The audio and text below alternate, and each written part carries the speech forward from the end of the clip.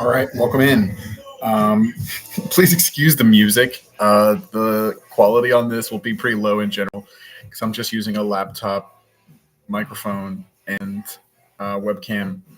But such is the situation. What can we say?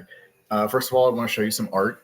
This was made to me by somebody who enjoyed my podcast, and this was also a gift from someone. Turtle goes with Tortuguita, which is relevant to the topics I'll be covering today, because Tortuguita was, of course, killed as part of the Stop Cop City so-called movement, which is also involved with protesting and terrorism charges and things of this nature. Terrorism, Greta Thunberg, Peter Thiel, nihilistic violent extremism, the Antichrist. These are the sorts of things I'm really actually excited to talk about. They are incredibly fraught. For example, themes of Nazism, racism, colonialism. Um, I think these topics are all very interesting. I really like thinking about them. Once you start saying stuff, I have a lot of anxiety just in terms of my self-expression because we have to use concepts when we are speaking. At the same time, I try to emphasize that things can't really be captured in concepts. So whether that's my idea, or even if my idea is in words, whether my idea can really capture. Um, so yeah, this is not really intended as me laying down the law in terms of what things are, but rather just talking about the connections that I make between them, so you can sort of see through my perspective a little bit. It's a little bit messy.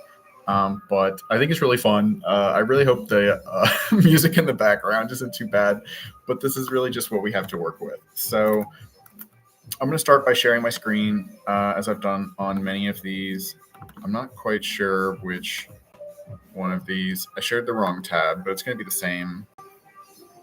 Um, oh dear, they moved around now. Okay, so I want to start here. This is an article that came out on August 26th by Daniel Taylor. It's called Van Gogh Souping and Viral Outrage. Just Stop Oil Activist Speaks Out. So,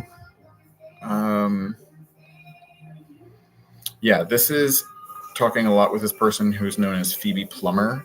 So when I talk about it, what I was saying before about concepts and language extends to names as well. So I think when we get too used to talking about somebody with the same name, we get a sort of stuck idea of what they are, who they are, what it means that they exist, type of thing. So that's why I like to switch things up. I'll refer to people as their full name or as their initials, or I'll turn their initials into numbers according to standard A equals 1, B equals 2 kind of thing. But I think it's really good. I should probably do more in that regard. We should call ourselves different things. So anyway, Phoebe Plummer is known as somebody who threw, this is a picture, threw soup on a Van Gogh painting as part of this movement called Just Stop Oil. And so Just Stop Oil is basically trying to get fossil fuels to stop. I think there was a particular issue they were interested in terms of issuing licenses for offshore drilling or something like that. But then I think it has shut down. And something that's interesting you'll notice is that if you look at the internet chatter, I guess, if you go on YouTube, I guess, and you search, okay, wait, sharing. Oh, does it not? Oh, I guess I have to pick which tab. Okay, so hopefully hopefully the right tab is sharing. But anyway, if you look up Phoebe Plummer, this is sort of, I guess, a neutral thing. This is just this is put out by them, so I guess not neutral. But yeah, so they get one result, and then it's TikTok's dumbest activist. So this is gonna set the tone for a lot of the coverage that you'll find of this. I don't know exactly what this. Probably also seems more neutral. Oh, here's more positive. But see, again, like ruined her life, right? It's just a news story.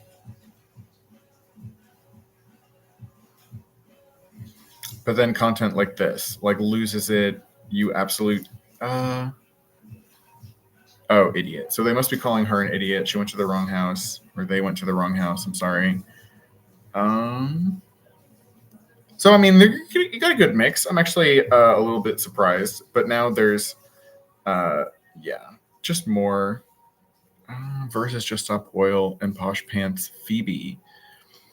Kids from immense privilege, right? So there's a lot of negative coverage about this, but I think that this action is really important because, again, this. I don't know if there's more pictures. But basically, I think from a formal perspective, like this is a really great action. Like this worked really well. Like I think this was really worth doing. I mean, it's got a lot of negative attention to Just Stop Oil, but like I don't really care that much about Just Stop Oil in particular. I'm just saying as like a from the perspective of performance art, right? And I actually have a good article about that. Oh, I'm trying to okay. I have to like share the tabs manually. That is awkward. Anyway, I was trying to say, these images I think are pretty captivating. It's also important for me personally that the soup is orange. So I'm just going to note that. And so people who are, familiar. Anyways, so this is a really cool article talking about climate activists as performance artists. I still have some water here. So this is a really sympathetic article. And so, oh, wait, I have to switch to sharing. Okay. So this is the article that I'm talking about, published by Kat Keene. It's actually really old. I only learned about this article about a week ago, but I think it's really cool because it's a key for me. I really enjoy it because it's a crucial conceptual bridge. Like this is where, obviously the Just Stop Oil thing loops into performance art, but then, something else that I've been thinking about recently is this, which is called propaganda of the deed, which is something coming from anarchism. And so, like, very quickly, like, we are in the realm. Anyways, I'm going to get to talking about Ben Zweibelson and, like, Ofer Gracier soon. But so we are in this realm of the propaganda of the deed because it's like you're basically doing something which is very striking in order to do what? So, like, I think the understanding what that means is actually pretty interesting. I think I have another article that I'd like to show you. Oh, is this the right one? Yeah. So this is an article by Ben Zweibelson now called A Convergence of Warfare in Space, Hyperspace, and Through Special Operations. And this came out in May 25 of this year. And yeah, I think this is also pretty important, at least for me, in terms of a recent reference, basically because of this discussion of special operations forces. So special operations forces is something which is just like in the military, it's like people doing raids and stuff. I don't really know. Yeah. But the thing is, it seems like it's also just very adaptive, like if you really needed to go in and do something really random, you'd get a special operations force because you need somebody who can climb a mountain and do all this crazy stuff and then whatever, fix a toilet. It's like they have whatever specialized skill set, but grafted onto almost you'd call like an augmented body, sort of like the Captain America style, like peak physical condition type person. You need to have those kind of people. Anyway, I don't know. But, I am also supposing, you don't have to be in shape to be special operations forces. I'm just sort of discussing what it's known as, but I'm probably looking silly while I'm doing it. Anyways, I really enjoy this section where Ben Zweibelson is saying that special operations forces effects are exquisite, meaning they must be used carefully and with great consideration. And now I think that the examples given here are very illustrative and instructive. So historically, assassins, spies, saboteurs, privateers, scouts, and skilled diplomats wielding unique powers could fall under the Special Operations Force category in earlier periods. And then Zweibelson gives the example of the person who invented like a submersible. So this is proto, and then special operations forces by definitions are hard to create, cannot be mass produced, require support and integration with traditional military forces, and can easily be misapplied if decision makers directing a military instrument of power do not understand their value. So what I'm basically saying is that, going back over here, like, I guess there's more to get to in terms of like how people discuss these people. I don't know if that, like being terrorists, but affiliated with terrorists. I think that's where the Palestine action thing comes up. But even aside from those things, like my contention, right, is that like in this capacity, like this action was so good, it was so powerful in a certain sense, right, that this person known as Phoebe Plummer and Anna Holland, and the people who put this together are basically like special operations forces. Now, the question of like, what is it that they're trying to achieve? I mean, I don't know. And you got to understand, like, when I'm talking about a lot of this stuff, it's not coming from the perspective, it's not like, oh, they're so amazing. Yes, just stop oil. And it's also not like, whatever, fuck just stop oil. I don't know what's going on. But I'll tell you about my overall trajectory, but I got a couple more points of Ben Zweibelson to show you. Yeah, I have both of these. So basically, so what I want to show you is over here in this other book by Ben Zweibelson that I uploaded. I'm going to show you a couple things that I uploaded, right, to archive.org. I enjoy doing that.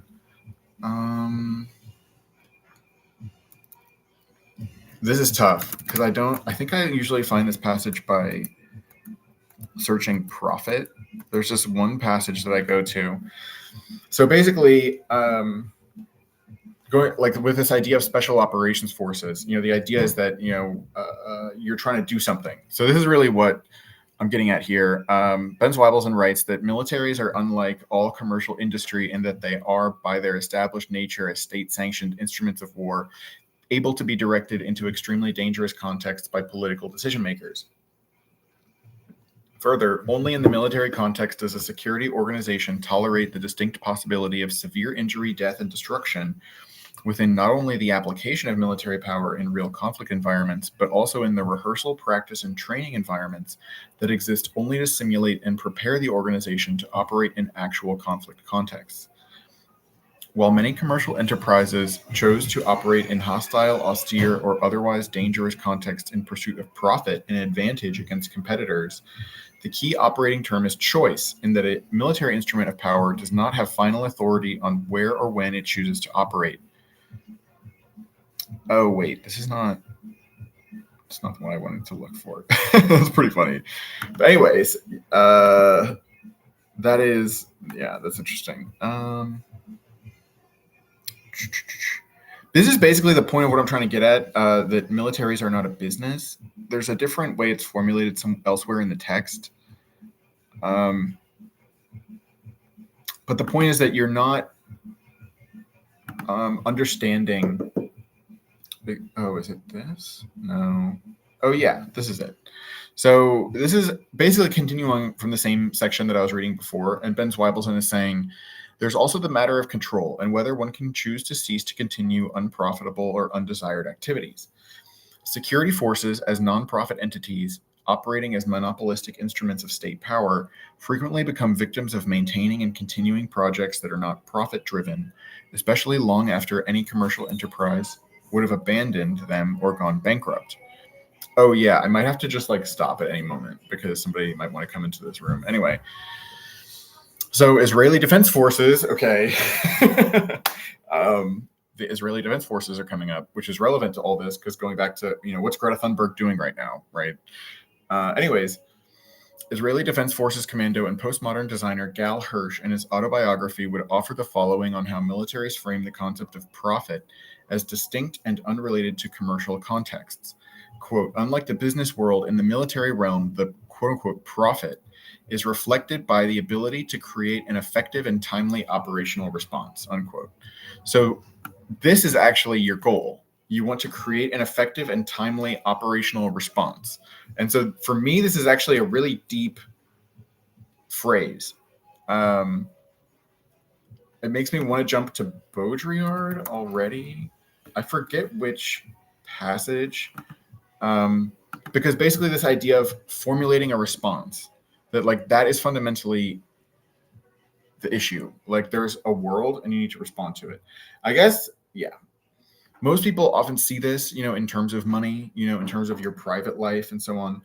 But I really see a lot of those things as almost kind of ephemeral, and almost like there's, as Baudrillard would almost say, there's a turbo engine, which is pulling us quickly out of,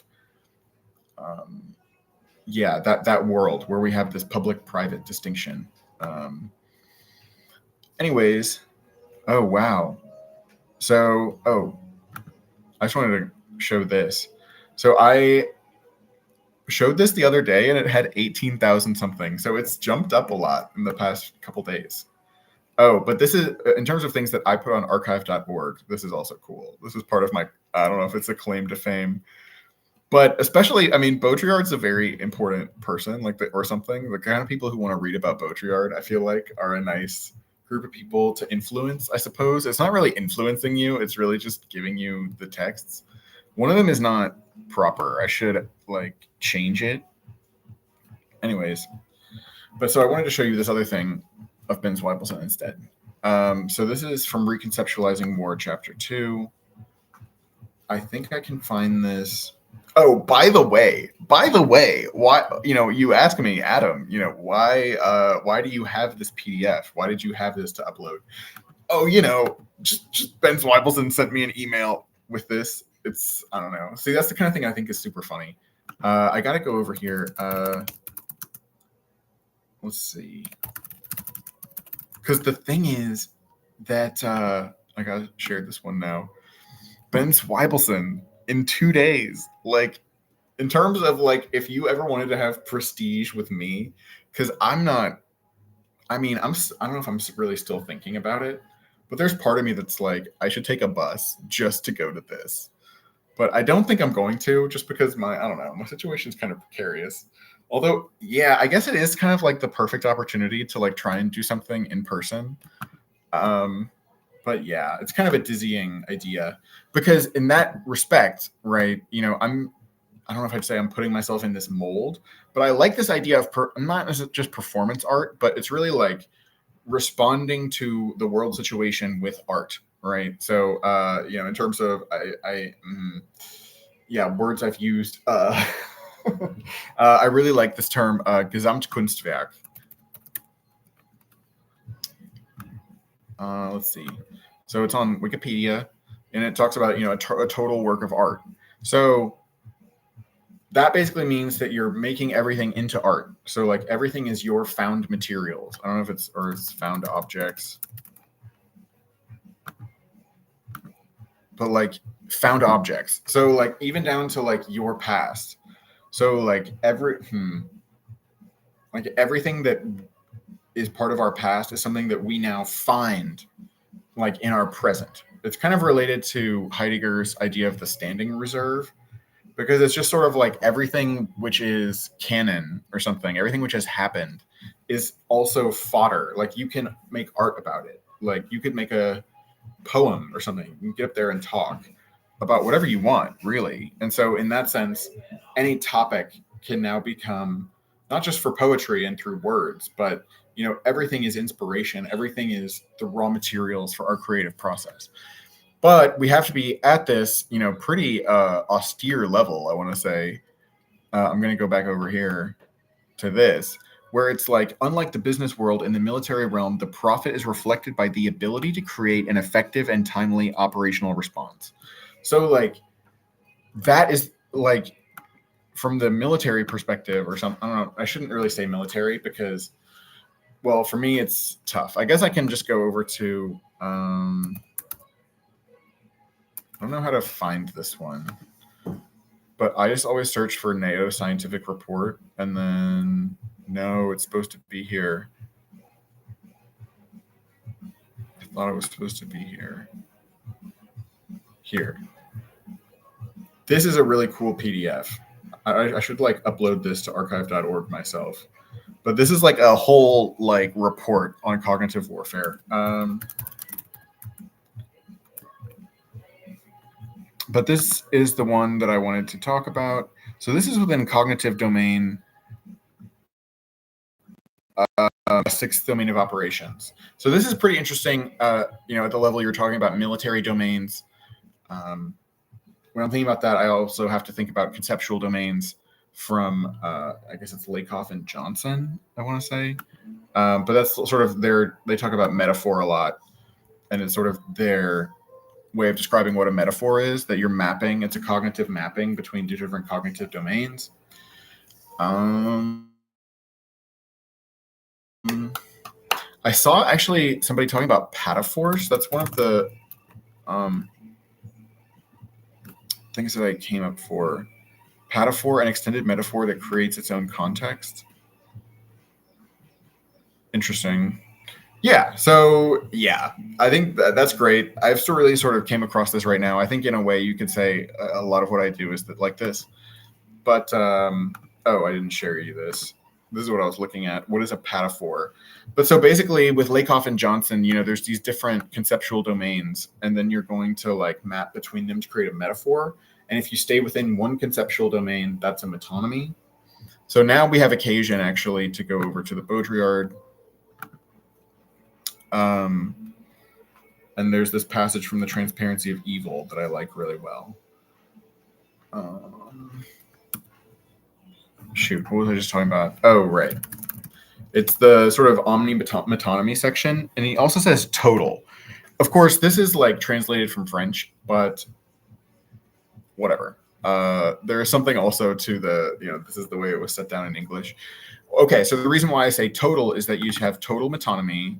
And then, of course, we were talking about Gesamtkunstwerk,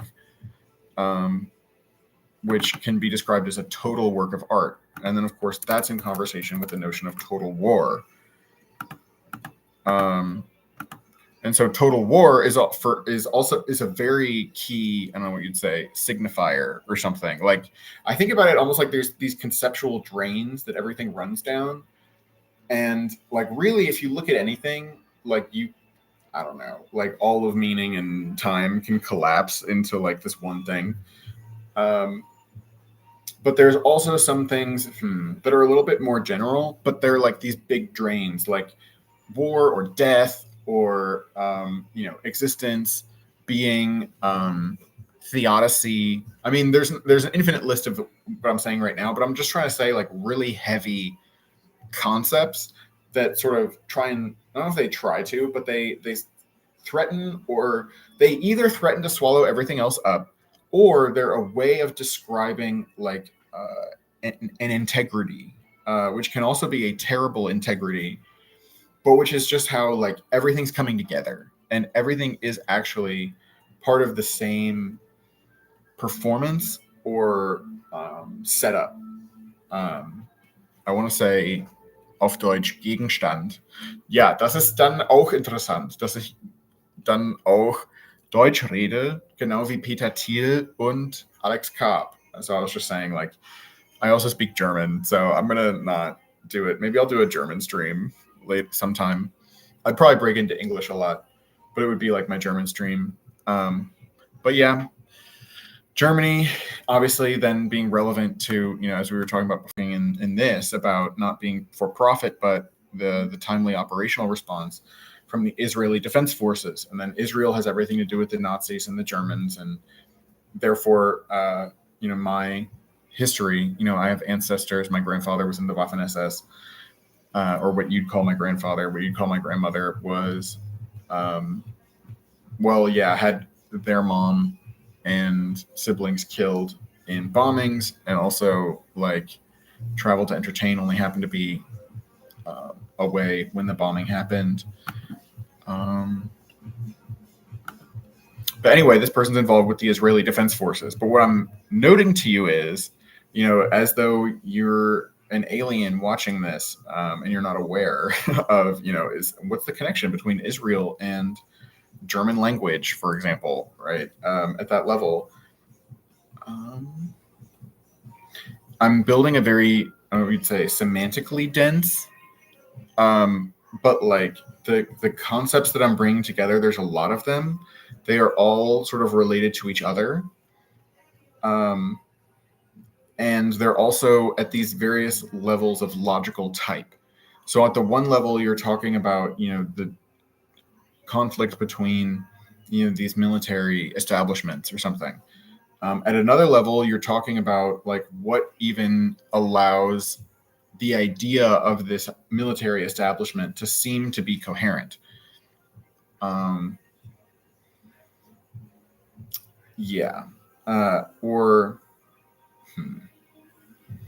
getting a little bit lost here. So I'm going to go back to this topic of total metonymy. I just got off on a sidetrack because total metonymy goes with total war and total art. I really wish it was easier for me to just jump around tabs. Anyways, Baudrillard is writing here at the beginning of Transparency of Evil that the possibility of metaphor is disappearing in every sphere. This is an aspect of a general tendency towards transsexuality which extends well beyond sex, affecting all disciplines as they lose their specificity and partake of a process of confusion and contagion, a viral loss of determinacy which is the prime event among all the new events that assail us. Economics becomes trans-economics, aesthetics becomes trans-aesthetics, sex becomes transsexuality. All converge in a transversal and universal process wherein no discourse may have a metaphorical relationship to another, because for there to be metaphor, differential fields and distinct objects must exist. But they cannot exist where contamination is possible between any discipline and any other. Total metonymy, then, viral by definition or lack of definition. The viral analogy is not an importation from biology, for everything is affected simultaneously and under the same terms by the virulence in question, by the chain reaction we have been discussing, by haphazard and senseless proliferation and metastasis. Perhaps our melancholy stems from this, for metaphor still had its beauty. It was aesthetic, playing as it did upon difference and upon the illusion of difference. Today, metonymy, replacing the whole as well as the components, and occasioning a general commutability of terms, has built its house upon the disillusion of metaphor. So there's a lot. Baudrillard, I was just reading somebody talking about how Baudrillard uses such flowery language or something, and like, why? Like, do you really think you're that much smarter than Jesus or whatever?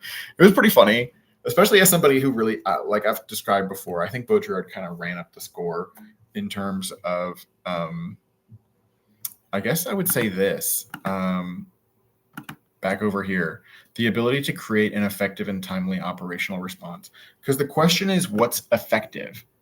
And so that's where, my thinking is pretty much loops back around into Baudrillard. I should find maybe a different tab.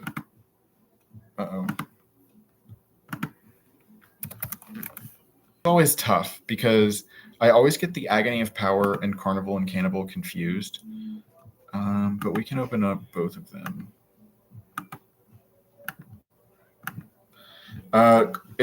Whenever I look for something, I'm always hoping that it's in the agony of power because this PDF is searchable.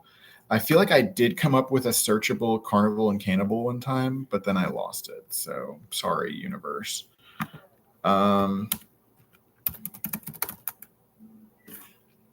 But yeah, okay. Well, this is not Baudrillard talking. Talking about symbolic response. Okay, so this is a good example. This is not where I was going, but this is a way of. Oh wait. So this is The Agony of Power by Jean Baudrillard from 2010. Again, available to you because I posted it on the Internet Archive. So you're welcome. I heard somebody else talk about Boris Groys the other day, so that's interesting. Baudrillard always, talks about interesting people. Anyways, Baudrillard's writing that in this sense, we can, with Boris Groys, conceive of the hypothesis of a double potlatch. The Western potlatch of nullity, self-degradation, shame, and mortification opposed to the terrorist potlatch of death. Okay, so the potlatch idea, I guess I might as well go over here. This is also funny for me because I sent an important financial transaction from Potlatch State Park in Washington State, but whatever. There's a potlatch, which is basically, it's deep, right? It's a symbolic thing. It's getting to the core of who we are and our relationship to each other, and how we could never be what we are without other people and without these larger forces. And so we are acknowledging all of this, but it's also made into this sort of concrete action. So this is actually already a good way for. This is just me trying to. This is basically my brainstorming. It's sort of like Seinfeld, where it's like, how does the comedian come up with their material? It's like, how did these people come up with their idea to like throw the soup on the painting? And like, I would like to do something which, which captures attention like this. But like, I'm not going to do it for like just stop oil, right? I mean, it's sort of going back to what Zweibelson was saying over here in terms of be pursuing your, not, you don't have to be. He said, Zweibelson is saying that militaries cannot choose, right? So when you are in a military, you get ordered to do something.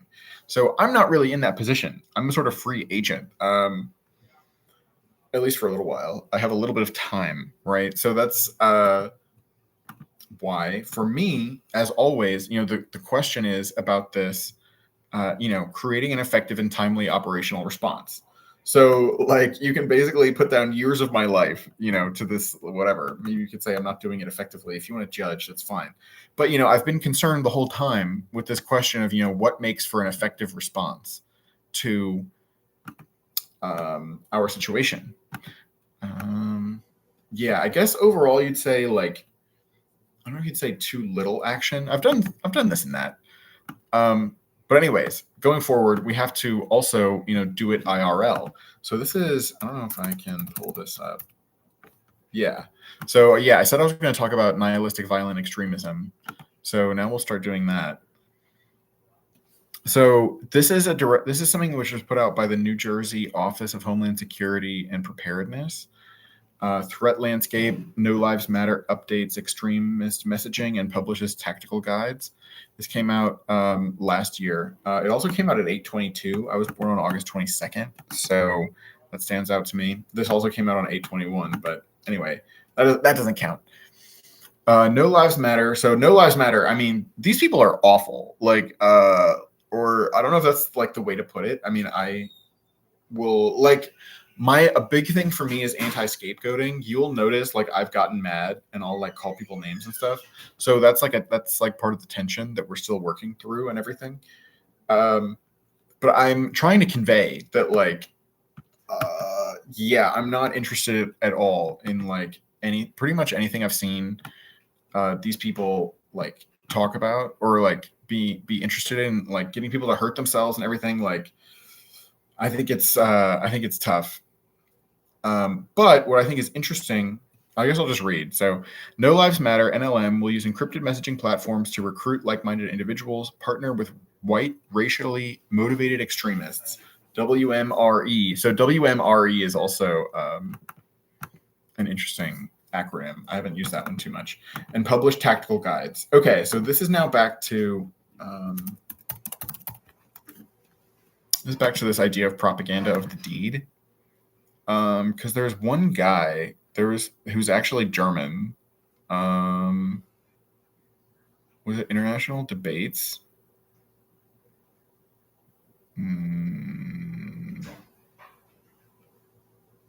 Oh, this person, Johann Most. So this person wrote a book called, I thought I had one. Huh. I thought I had a Wikipedia page.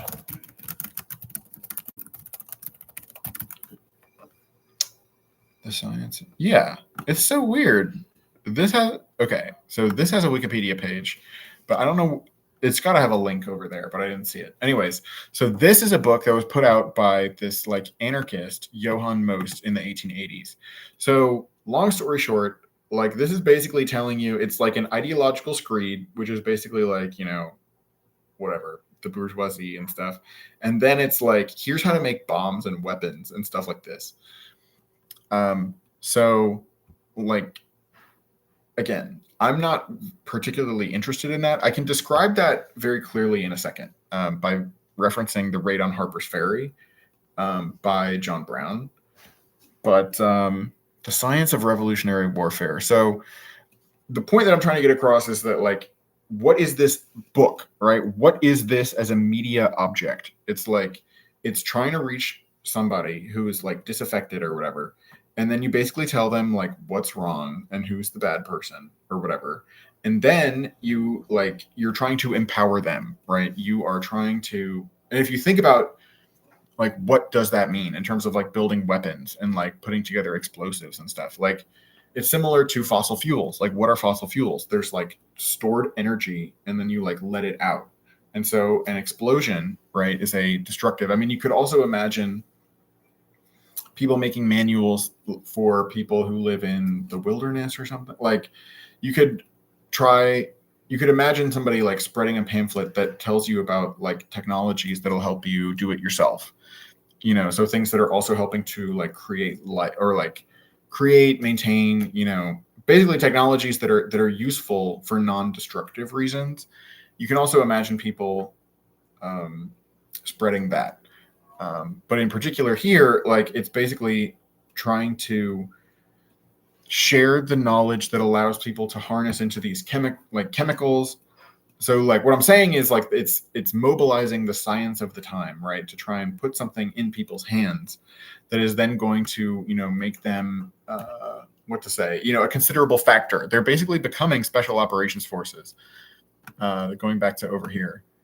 I mean, I'm probably using a what shall we say, expanded notion of special operations forces. I would actually like to joke around, if I'm allowed to joke around while I'm talking about stuff that, anyways. But so I actually like to think of like, we're putting the special in special operations forces.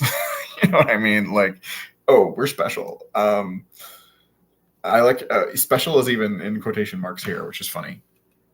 But anyway, on a more serious level, I'd like to talk about it as, you know, they're talking about special operations forces effects are exquisite, right? So this part is in the agony of power. So what I'm trying to, the bridge that I'm trying to make here is that from the perspective of Baudrillard, you know, it's something like everybody's exquisite, right? So at that level, it's sort of like what I'm advocating for, basically, is that, you know, everybody needs to become special operations forces. And so for me, that means like we've got to engage with stuff like this potlatch. It operates through the potlatch, but what's happening is, I don't know, you'd say development in logical type or something. I'm not sure. I think just sort of confronting people, more and more people, with challenging intellectual materials, trying to get intellectual energy going, and getting people to acculturate, getting us to acculturate each other in ways, I don't know, that are more helpful. I don't know. And that's also for all of us to, in a way, decide. Anyways, so you can sort of tell, like, I'm somewhere, I don't know if you'd say I'm in the anarchist space, but anarchism is something which is relevant because it is sort of like about each person, I would say, being able to do their own thing, or like not being, it's a big thing to avoid, right?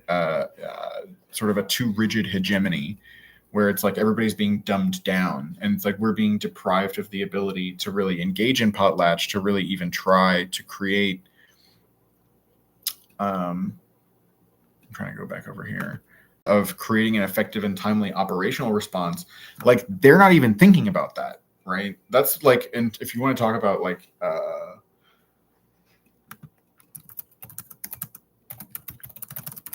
I'm trying to find this by Greta Thunberg, but we can also look at, what Phoebe Plummer, 1818, is saying. So I say 1818 because P is the 18th letter of the alphabet, I want to say. PQRS. It's actually not. That's really embarrassing. I think it's 1616. Anyway, I get my numbers confused, which is really funny. Anyways, so Phoebe Plummer is saying in this article, the way the climate change was spoken about, I didn't think there was anything to worry about. I thought the grown-ups were in charge, that they had it under control. I thought that we were talking about stopping using plastic straws and so on. I had this visceral reaction to all the systems we depend on. I felt betrayed. I felt lied to.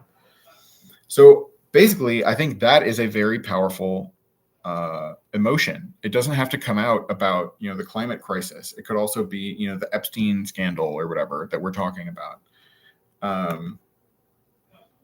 Which again, becomes relevant. People talk about foreign intelligence, loops back into Israel and questions of eugenics and Nazism and all this. But anyways, what I'm trying to say from the agony of power. So that was all just to sort of explain potlatch. So Baudrillard is saying that the West has a potlatch of nullity, self-degradation, shame, and mortification. So this now opens up into the question of nihilism. I have this text that I really like. I don't know if I'll be able to find the passage because it really doesn't like to find. I guess it's just not a very searchable text. And I haven't.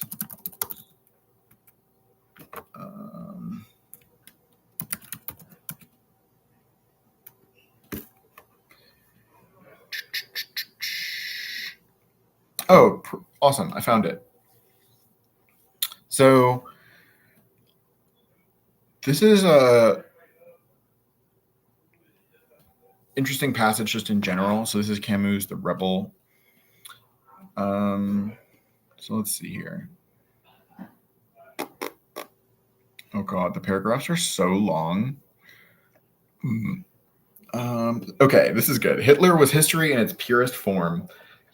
Evolution, said Younger, is far more important than living. Thus, he preaches complete identification with the stream of life on the lowest level and in defiance of all superior reality.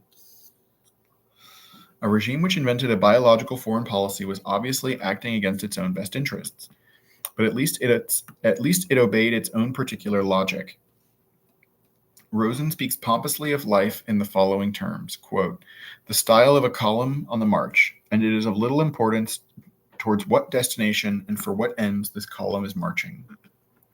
Though later the column will strew ruins over the pages of history and will devastate its own country, it will at least have had the gratification of living."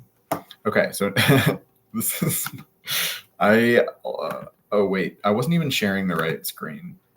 Anyway, this is the Camus that I was reading from The Rebel, but I have to give a little bit of a pause because there's a really important term called ruin value, which comes from Albert Speer, who was like a big aestheticist and architect and all sort of stuff for the Nazis again.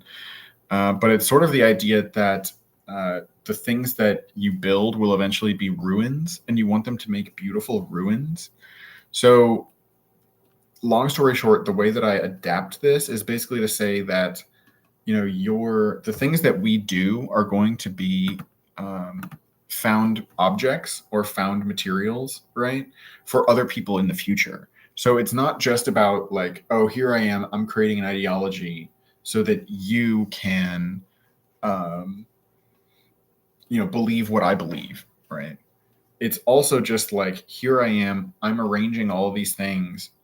And so now my media object or whatever, this is now a found object that you can interact with.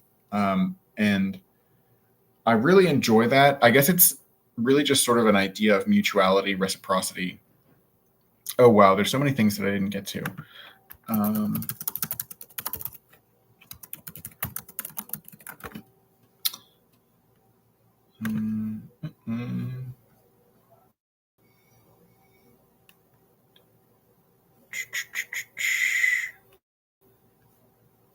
Basically, I'm trying to find this place where Greta Thunberg is saying that normal is already a crisis.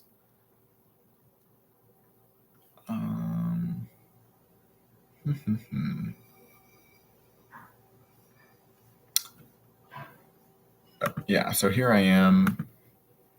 Maybe it's just here.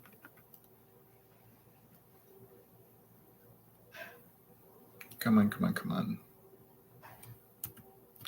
Oh, this also gives me a chance to show you what's going on Twitter. Okay. Okay, great. So yeah, Greta Thunberg is here saying like normal was also a crisis. So now connect that over here to, what's happening with No Lives Matter, which is the nihilist, violent, extremist so-called group. So NLM operates online via Telegram, an encrypted messaging platform with limited content moderation where violent rhetoric and extremist content can reach target audiences. So again, like I haven't gone looking for this stuff because I don't know, it's upsetting. I think it would be nice to go into these groups and try and influence people away from, the self-mutilation and everything. And that's sort of like where what everything I'm doing is materials for. So again, going back to this idea of creating an effective and timely operational response. And then to flesh that out, we the Western potlatch of nullity, self-degradation, and shame, opposed to the terrorist potlatch of death. So, Baudrillard's talking about, you could say nihilism. He's not using this term, but there is an important passage where Baudrillard does use the term nihilism, which is in the one book that everybody reads by Baudrillard, which is called Simulacra and Death. Sorry, that's not true. Simulacra and Simulation. So there's a part in here where Baudrillard says, I am a nihilist, right? So I observe, let's see. Maybe it's better over here. So he's talking about nihilism in general, right? We are in a new position in relation to prior forms of nihilism. Romanticism is its first great manifestation, along with the Enlightenment revolution, corresponds to the destruction of the order of appearances. And then surrealism, Dada, the absurd, and political nihilism are the second great manifestation, which corresponds to the destruction of the order of meaning. So, I don't really know what to tell you too much about that, but the point is that nihilism is actually a very broad phenomenon. So when we're over here, I don't know if they say nihilistic, violent extremist over there. But there's one article that I really like that's about nihilistic and nihilistic violent extremism.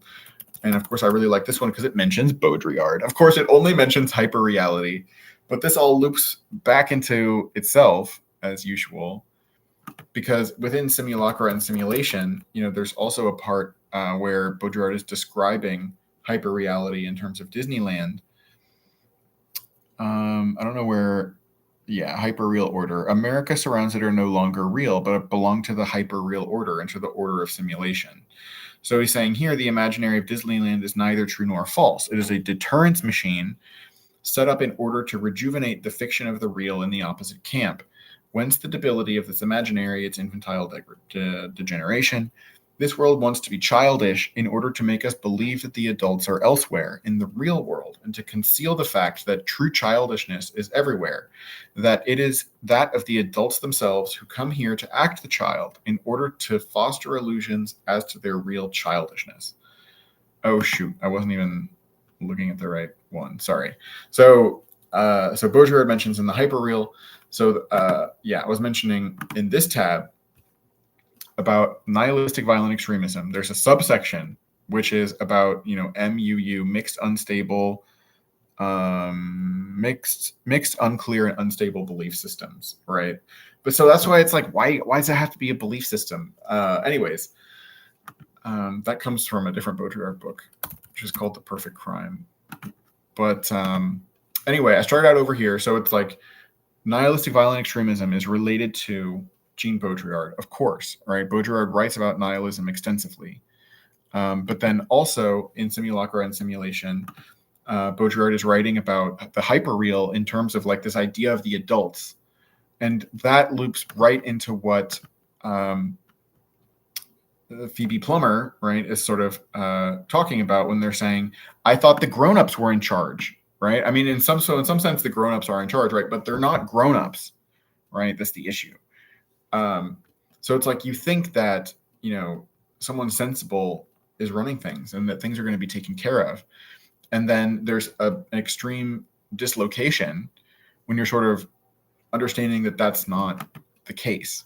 And so what Baudrillard talks about in terms of the hyperreal, in terms of like the setting up of Disneyland, it's sort of setting up this special case, or it's setting up the idea of this opposition of forces. This is something that Baudrillard comes up with in The Gulf War Did Not Take Place, and talks about elsewhere, where it's like you can be nostalgic for the idea that there is an enemy and that you know how to fight them. So when things are more uncertain than that, this is going back to Transparency of Evil.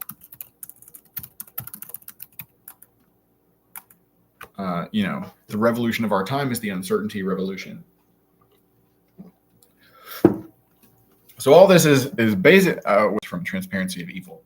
So basically, it's all very simplistic way of saying, or elaborate way of saying, when you're in a complicated situation, then you want something simple to, in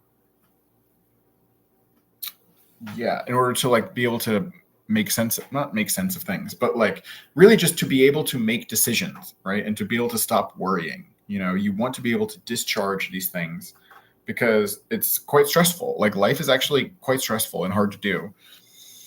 So, there's a big advantage, I suppose, to sort of feeling like you have things squared away, and that either things are certain or maybe they're uncertain, but you're certain that they don't matter, right? You don't want to be uncertain about things that really matter, because that starts to suck up a lot of your energy, I guess.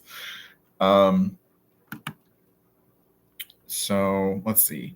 I'm just going to keep jumping around because there's so much. Back to the New Jersey Office of Homeland Security and Preparedness, talking about NLM. So it's like in July 2024, a user in a NLM Telegram channel posted a list of updated group entry requirements, which included attacking the mundane, committing arson and vandalism.